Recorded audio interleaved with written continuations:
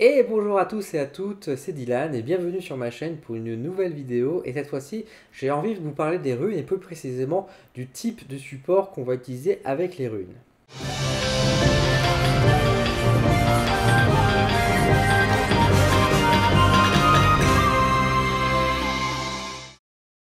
Je vous retrouve du coup pour parler un peu plus des runes. Au passage, si les runes vous intéressent et que vous ne connaissez pas, je précise que je propose une formation complète avec une centaine de pages en PDF donc pour réaliser avec des exercices et tout, pour pouvoir apprendre un peu plus le secret des runes sur les origines, que signifie chaque symbole et également leur utilisation au quotidien. Donc si tout ce sujet vous intéresse, n'hésitez pas à venir me contacter ou à visiter mon site internet dylanvoyance.com pour en savoir plus sur cette fameuse formation des runes.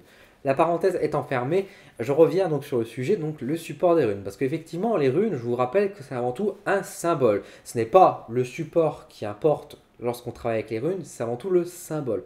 Donc on est sur 24 plus une rune blanche qui sera weird. Donc on va être à 25 runes. On peut les mettre sur différents supports. Alors quand j'entends support, c'est-à-dire qu'on va surtout s'intéresser à du papier, à du bois et aussi des pierres. C'est souvent le format qu'on a. Maintenant, on peut retrouver bien sûr les runes sur beaucoup d'autres supports. On peut retrouver par exemple les runes sur des bols tibétains, sur des morceaux d'armure par exemple aussi. On peut très bien graver sur tous différents supports. Mais quand on veut avoir un jeu de runes, donc c'est-à-dire vraiment pour pouvoir faire de la divination, de la voyance ou de la guidance d'ailleurs avec, en général on a besoin d'un jeu. On va pas s'amuser à tirer les runes sur des armures bien évidemment.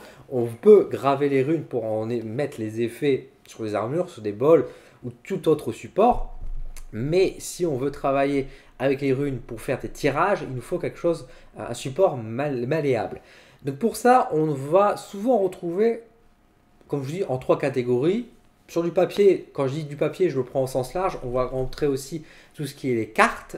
Je vais y venir juste après. Il y a le bois et il y a les pierres. Alors, je vais vous montrer un peu ma petite collection que j'ai de runes à l'heure actuelle. Alors, je n'ai pas une grosse forcément une collection. J'aime bien avoir des runes de différents supports et de différentes utilisations. Alors, j'en ai pris quelques-unes. Je ne vais pas tout montrer. Là, je vais prendre déjà mon premier jeu de runes que je vous ai déjà montré en vidéo, etc. Ah bah, on est sur Weird, c'est rigolo. Donc, c'est des petites pierres comme ça, l'agate blanche. Donc là, on va rentrer un peu dans le domaine de la lithothérapie. Et je vais vous donner un peu en fait finalement l'idée dans cette vidéo, mon avis sur chacun des supports des runes et quel est le meilleur entre guillemets, s'il peut en avoir un meilleur, on y viendra à la fin de la vidéo. Donc là je vous présente donc déjà mon premier jeu de runes qui est donc en agate blanche. Donc je vais vous prendre une autre rune avec un petit symbole, voilà, donc ici avec Persro. Alors je sais pas si vous voyez bien, je vais essayer de rapprocher. Allez le focus, tu te fais la caméra, voilà, et là on retrouve Persro dessiné en peinture jaune, un peu style or. C'est très joli. Donc là, j'ai mon jeu de runes, donc de 25 runes. J'ai mon canapé qui est en train de tomber, c'est pas bien grave. Enfin, mon canapé, j'allais dire mon tapis, c'est pas ma couverture, voilà, j'ai trouvé le nom.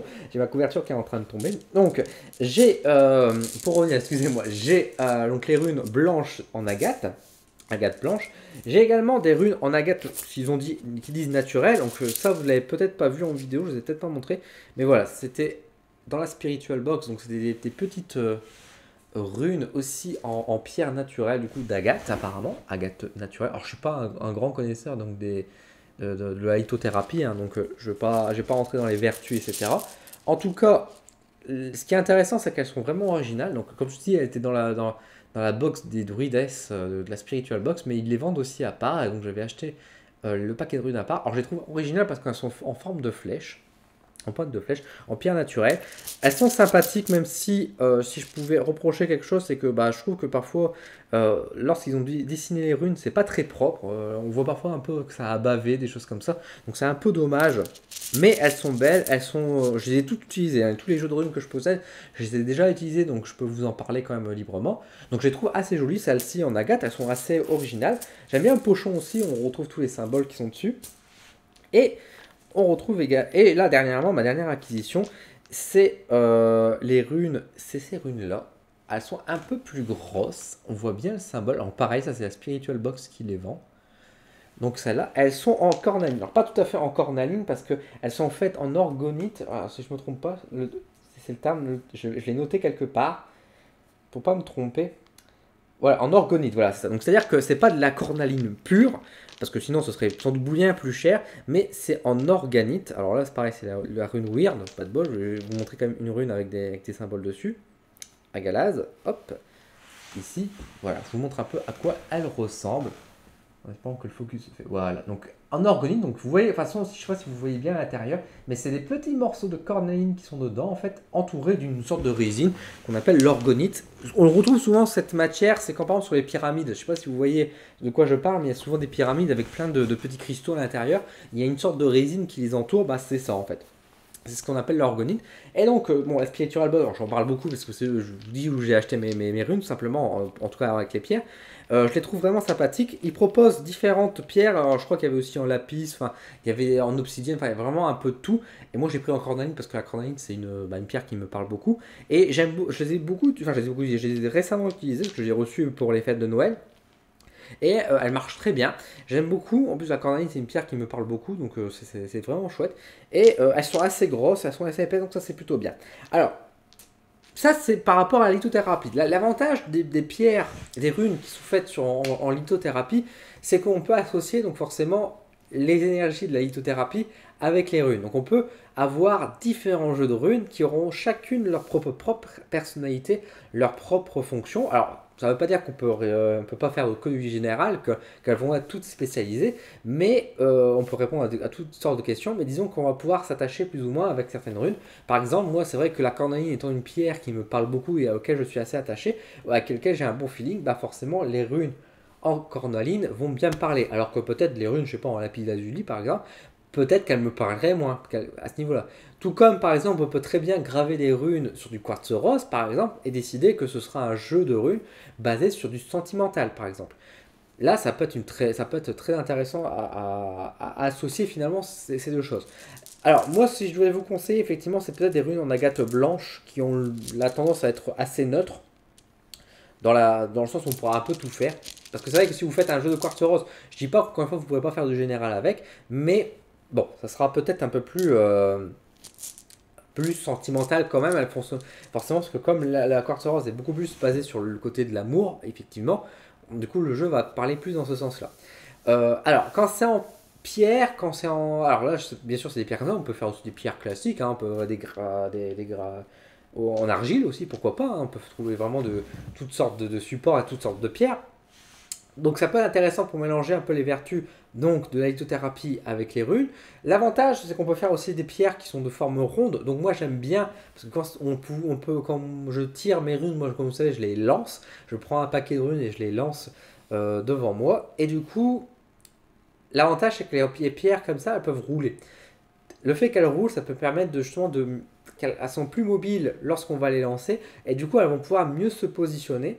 Comme moi j'interprète aussi leur position par rapport au reste du jeu, bah de fait qu'elles puissent rouler, ça va leur permettre aussi peut-être plus de facilité que sur des runes en bois. Je vais y revenir juste après.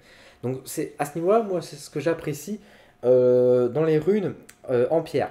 Ensuite, le truc c'est que les runes en pierre, si vous le faites là, comme je dis, c'est en orgonite, avec la cornaline, donc elles me sont revenues à peu près à 30 euros, ce qui est à peu près honnête, ce qui est assez honnête. Mais si on va sur des pierres pures, ça peut vite monter, parce que là, si ça aurait été fait en cornaline même, sans doute que le prix aurait été beaucoup plus élevé. Donc ça peut être très cher, surtout trouver en plus des galets qui sont à peu près de la même forme, de la même taille, et après graver dessus, il faut quand même savoir, ça peut venir très cher. Ça peut être un point. L'autre défaut, c'est que comme si vous faites ça sur des vraies pierres, dans le sens où, bah, par exemple comme sur mes agates là que je vous ai présenté, bah, le fait si vous faites comme moi des tirages où on les jette, on peut les abîmer, hein, quand même sur des vraies pierres. Et c'est vrai que du coup, bah, si vous tirez les runes dans un paquet et que vous les posez juste devant vous comme ça, pas de souci. Par contre, si vous faites comme moi où vous lancez les runes, là vous pouvez les abîmer, donc c'est pas toujours évident. Mais sinon, c'est vrai que les runes en pierre ont l'avantage d'être très jolies. On peut trouver vraiment de différentes formes, de différentes couleurs. Enfin, il y a un côté très classe hein, qu'on peut trouver avec les runes. Et en plus, on peut lier bien sûr aux énergies donc de la lithothérapie. Donc ça, c'est intéressant. Autre type de runes, c'est les runes en bois. Donc là, j'ai ma petite boîte avec mes runes en bois. Je vais vous montrer quelques-unes. Alors ça, c'est une amie qui me les a fait faire. Donc ça, je la remercie encore. Hein, qui travaille beaucoup sur du bois. Elle fait beaucoup de choses en pyrogravure. Elle s'appelle Laura. Je vous partagerai éventuellement son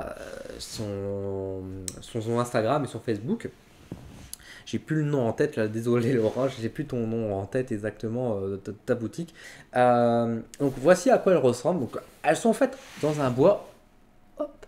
Et derrière, il y a aussi le nom qui est marqué dessus. Donc ça, c'est plutôt original. J'aime bien cet aspect. Alors, elles sont pas toutes forcément marquées derrière en bois. Je les aime bien parce qu'elles sont vraiment bien visibles. Ce que je pourrais reprocher, c'est qu'elle les a faites. Alors, j'en avais parlé, elle les a faites derrière pour moi, donc c'est très gentil. On n'a pas eu vraiment l'occasion d'en discuter, mais c'est vrai qu'il y a certaines runes euh, que. Voilà, par exemple, ici, cette rune-là, donc la rune Algiz, derrière, elle a mis Elaz. Alors, j'en doute pas, encore une fois, ça se dit, hein, Elaz, il n'y a pas de souci, mais c'est vrai qu'elle a dû prendre sur internet, en fait, quelque chose qui déterminait, en fait, les runes, en fait, hein, qui donnait le nom des runes, etc. Mais moi, je ne nomme pas la rune Hélas, moi je la nomme Algiz. Donc j'aurais préféré effectivement que c'était Algiz derrière. Donc là, par exemple, on a Wunyo qui est ici, qui est marqué. Mais par exemple, on a également Tourissaz. Et je trouve que par exemple, Tourissaz, il n'est pas bien centré. Donc voilà, c'est des petits défauts comme ça. Bon, après, c'est juste un défaut de pyrogravure, c'est pas bien grave. Je les ai longtemps utilisés. Après, moi je connaissais les runes, donc ça m'a pas gêné tant que ça. Elles sont en bois. Je ne connais pas le type de bois que c'est un peu dommage. Pareil comme pour les runes en pierre, on peut associer bien sûr les vertus de tel type d'arbre et de tel type de bois pour pouvoir mettre les jeux de runes.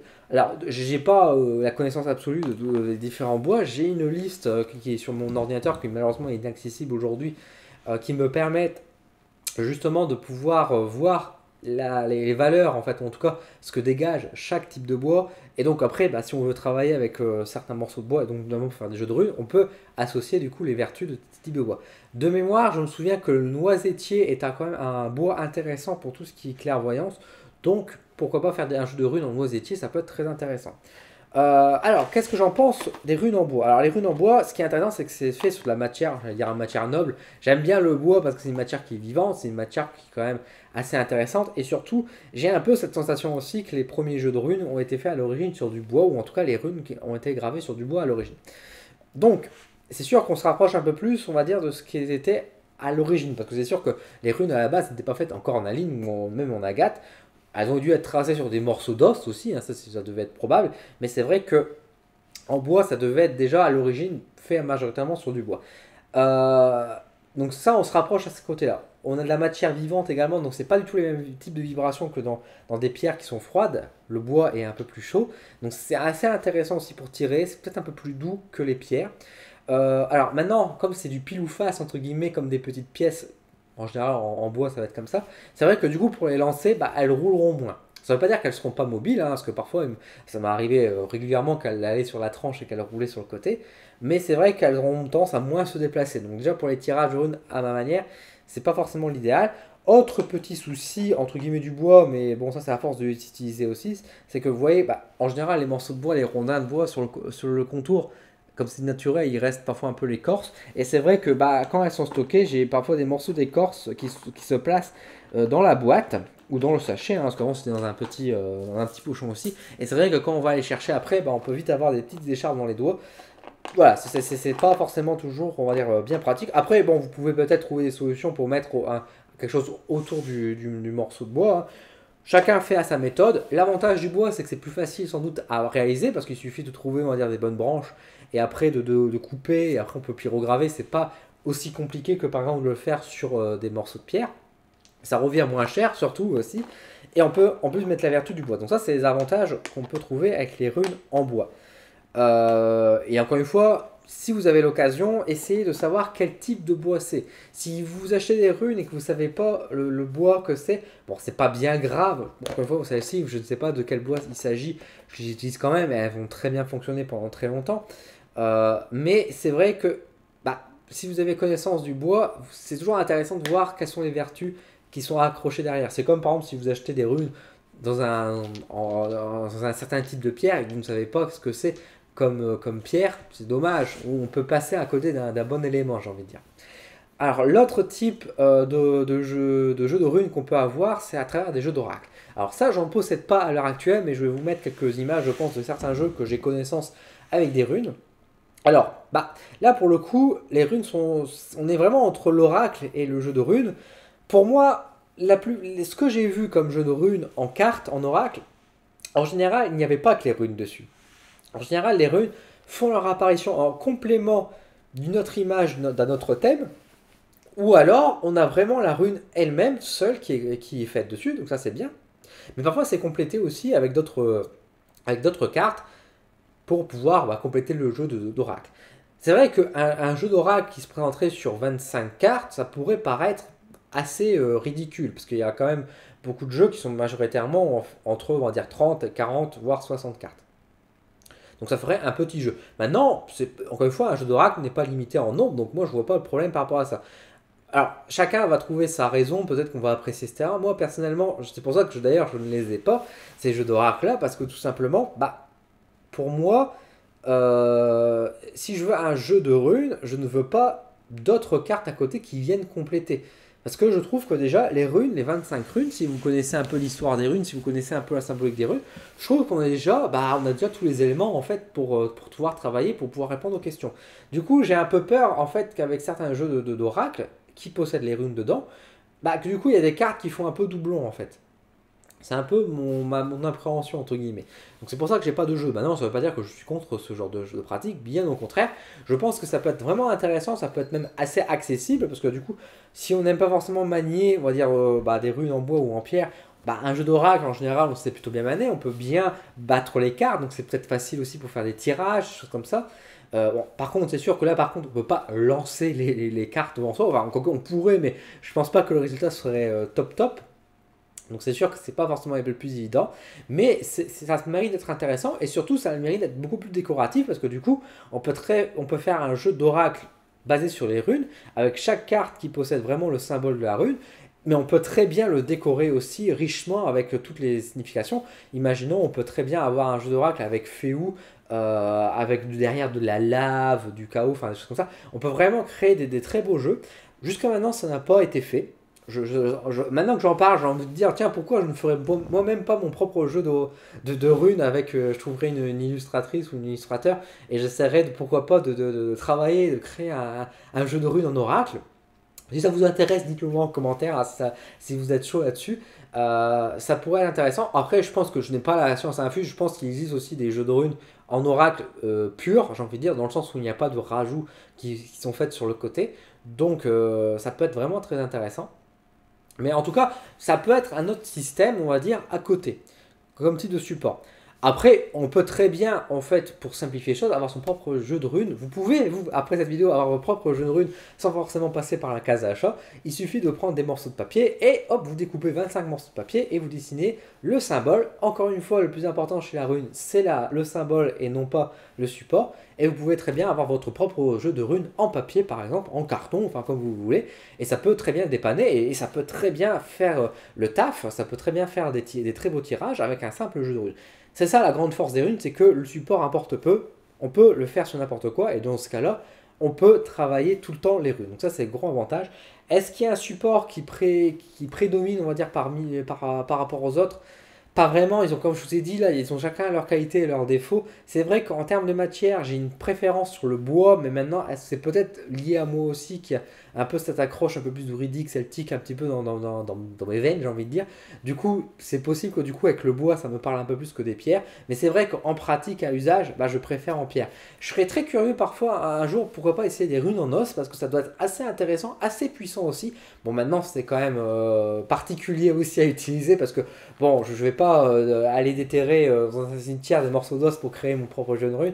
De même que de toucher par rapport à tout ce qui est avec un être animal, vu que en plus, il y a aussi quand même une grande réflexion à avoir sur le jeu, surtout que par exemple, quand on est végétarien, quand on a aussi un délire, quand je dis un délire, c'est pas forcément négatif, hein, mais quand on a des idées par rapport à la protection des animaux et tout ça, est-ce qu'on va récupérer un os? Enfin, faut voir dans quel état, si c'était un os qui a été utilisé pour un animal qui a été tué en boucherie, c'est pas forcément un jeu de runes que j'aimerais avoir. Par contre, un os qui est peut-être abandonné dans la nature, des choses comme ça peut être déjà beaucoup plus intéressant. Mais bon, faut le trouver, hein, cet os, hein, c'est sûr.